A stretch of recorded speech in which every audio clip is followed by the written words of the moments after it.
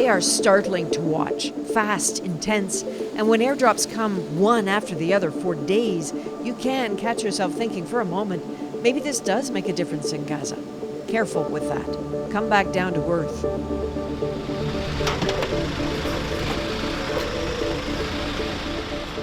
To the tarmac of the King Abdullah II Air Base in Jordan.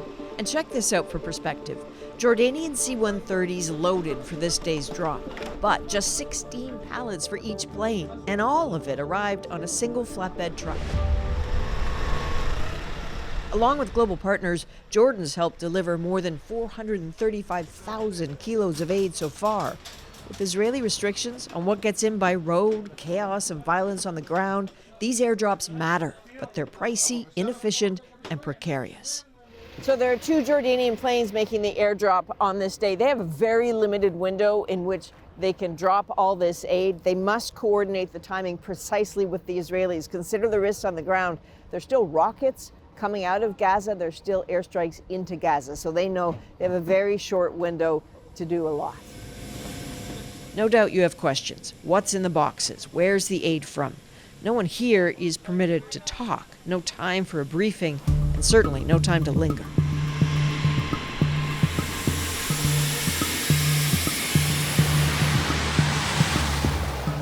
It's the start of the 46th Jordanian airdrop, 63rd, including the coalition countries. Donations are global, Canada offering hundreds of parachutes, and that's key because Jordan is quickly going through its own. Weather, wind, the state of the sea, the sense of the violence on the ground, how many planes are in the formation, they factor it all in when deciding where to drop. 45 minutes from takeoff in Amman, and they're approaching the coast of the Mediterranean, still very high. This is where they head out to sea, only to turn around and then get down to 3,000 feet. The UN has talked of wanting a specified landing zone in the north, like a stadium in which to drop this aid. It doesn't have that yet. So once these pallets leave the plane, they don't have much control over what happens on the ground. There's no GPS on the parachutes. And that's where a huge worry is here.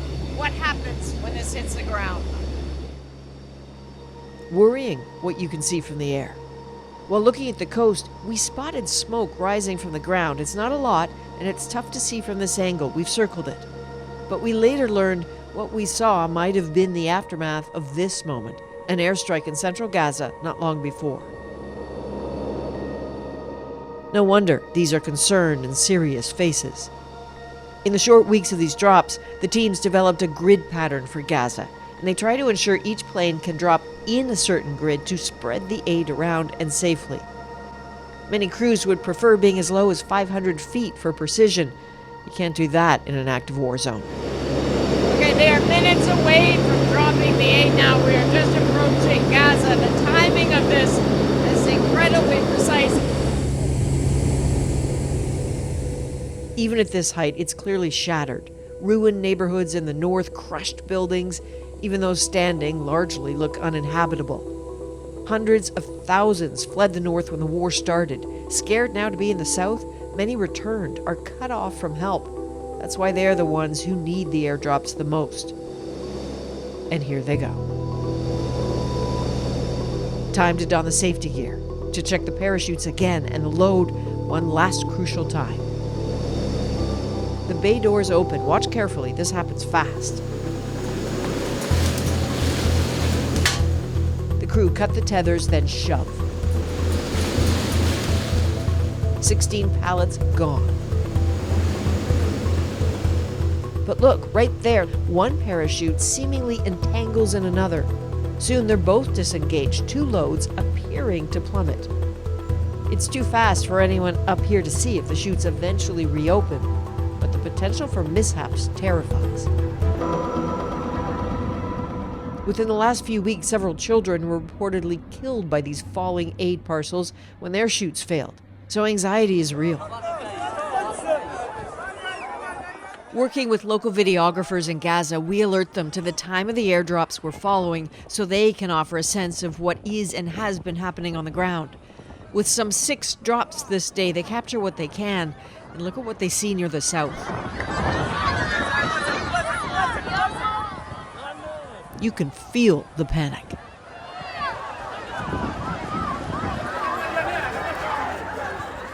And in the north, telltale chaos. Each drop from each plane unpredictable and devastating if you're the one who's hungry and in need. Saad Abu Rafi says he was beaten trying to get almost anything he could pick up. This is the can of milk for my son. Look how many people crushed it. This is what I got. 10 people attacked me.